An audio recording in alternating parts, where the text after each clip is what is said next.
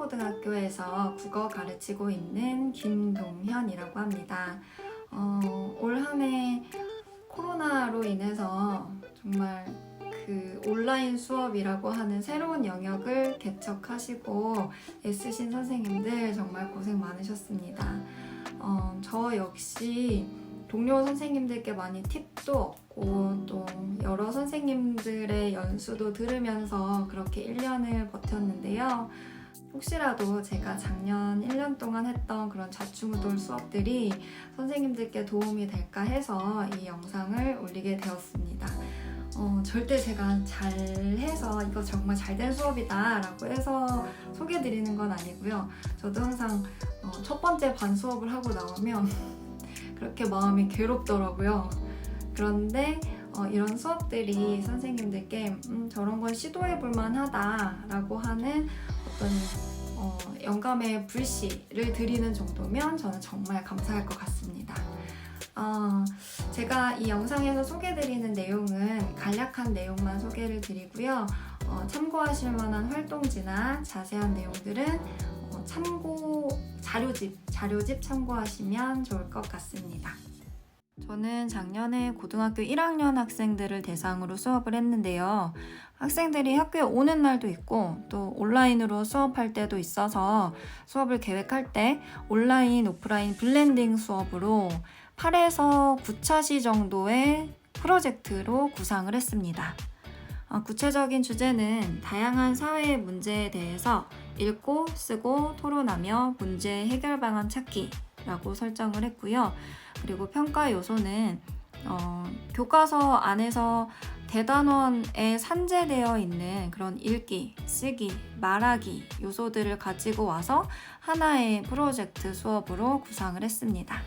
읽기와 관련해서는 읽기 과정별 읽기 전략을 활용해서 사회 문제에 대한 글 읽기, 그리고 쓰기는 적절한 주장과 타당한 근거를 펼쳐 토론의 입론서 쓰기, 그리고 말하기 영역에서는 토론의 절차와 태도를 준수하며 토론하기를 평가할 것이다 라고 학생들에게 안내했습니다. 제가 이 수업을 설계하면서 중요하게 고려했던 포인트를 3가지만 짚으면 첫 번째는 사회에서 중요하게 다뤄지고 있는 사회 구성원들의 의견이 모여야 하는 그런 문제들이 있는데 그런 것들에 대해서 애들이 좀 관심을 가졌으면 좋겠다.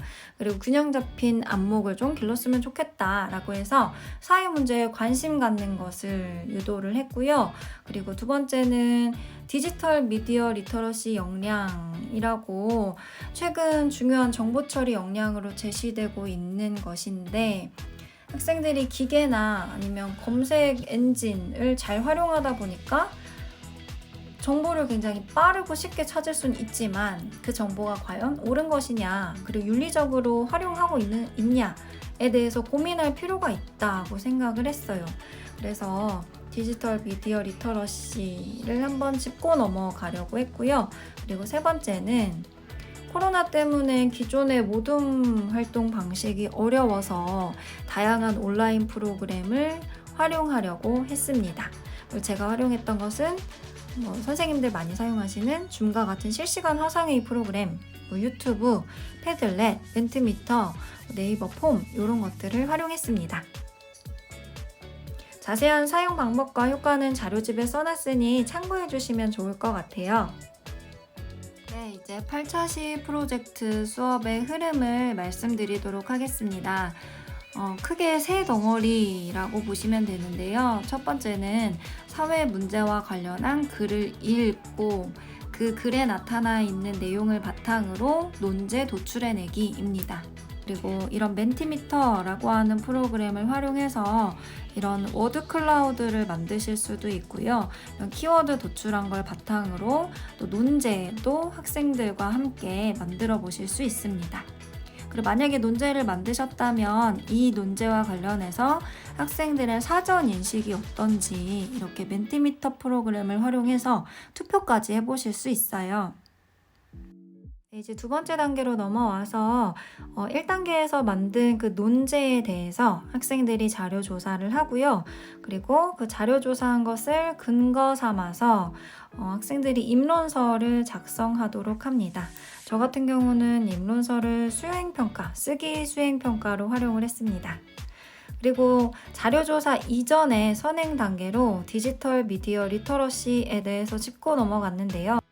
자료조사할 때의 학생들의 태도나 마음가짐을 정립하는 데 많이 도움이 됐던 것 같습니다. 자료조사를 할 때는 패들렛이라고 하는 프로그램을 활용해서 이렇게 정리를 했는데요. 모든 분들 간에 의견 공유하기도 좋고 저도 나중에 학생들이 어떻게 했는지 그 기록을 찾아볼 때도 많이 도움이 됐습니다. 네, 이제 마지막 세 번째 단계입니다. 네, 세 번째 단계에서는 입론서를 작성한 것을 바탕으로 같은 논제의 같은 의견을 가진 친구들끼리 모여서 모둠을 이루고요. 그리고 토론 준비를 합니다. 입론, 반론, 질문, 답변, 최종 변론 이 토론 단계에 따라서 역할 분배도 하고 계획서도 작성하면서 토론을 준비하고요. 그리고 마지막에는 모든 학생들이 볼 수 있도록 배심원 공개 토론을 진행을 했습니다.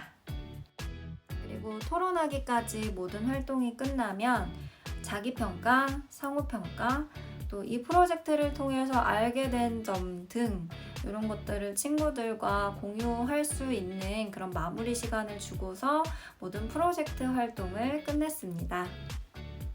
이렇게 아이들 의견 공유할 때는 역시 패들렛이라고 하는 프로그램을 활용을 했는데요. 이때가 마침 온라인 수업 기간이었기도 하고 해서 사용을 했지만 정리가 이렇게 잘 되어 있어서 나중에 제가 교과서 특에 말 쓸 때도 여기 있는 내용들을 많이 참고해서 쓸 수 있었습니다. 네, 제가 작년에 온라인 수업이랑 오프라인 수업을 같이 준비를 하면서 느낀 점은 온라인 수업을 준비할 때 여러 가지 프로그램을 사용을 함에 있어서 굉장히 스트레스를 받았던 것 같아요. 그 프로그램에 대해서 제가 다 알고 있어야 되고 세팅을 쫙 해놔야 되고 그럼에도 불구하고 학생들 앞에서 할 때는 어떤 돌발 상황이 늘 발생을 하고 그런 부분에 대해서 저도 너무 힘들었는데요. 어찌저찌 1년을 지내고 보니 학생들도 온라인 수업에서 기억에 남는 부분이 또 흥미를 느꼈던 부분이 그런 온라인 프로그램을 사용했던 그런 부분이더라고요.